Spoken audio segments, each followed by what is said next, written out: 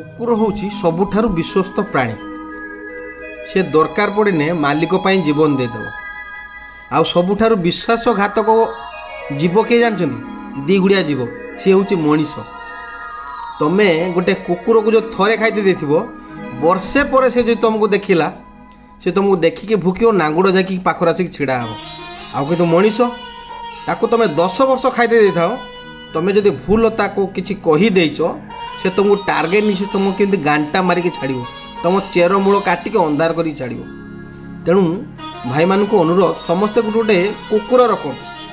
କୁକୁରକୁ ଖାଇତେ ଦିଅନ୍ତୁ, ଦାନ ଧର୍ମ କରନ୍ତୁ କୁକୁରଙ୍କୁ। ଯଦି କିଏ ଚୋର କିଏ ଡକାଇ ଯଦି ତୁମ ଉପରେ କିଏ ଆକ୍ରମଣ କଲା, କୁକୁର ହାବୁଡ଼ରେ ପଡ଼ିଛି, ସେ କୁକୁର ତାକୁ ଗୋଡ଼େଇକି ମାରିବ। କିନ୍ତୁ ମଣିଷ ହାବୁଡ଼ରେ ଯଦି ପଡ଼ିଛ, ସେ କେଉଁ ଗାଣ୍ଡିବର ମାଡ଼ ଖାଉ, ସେ ମୋତେ କହିଥିଲା ନା। ଏଇଭଳିଆ ହେଉଛି ମଣିଷ, ସବୁଠାରୁ ବିଶ୍ୱାସଘାତକ ମଣିଷ।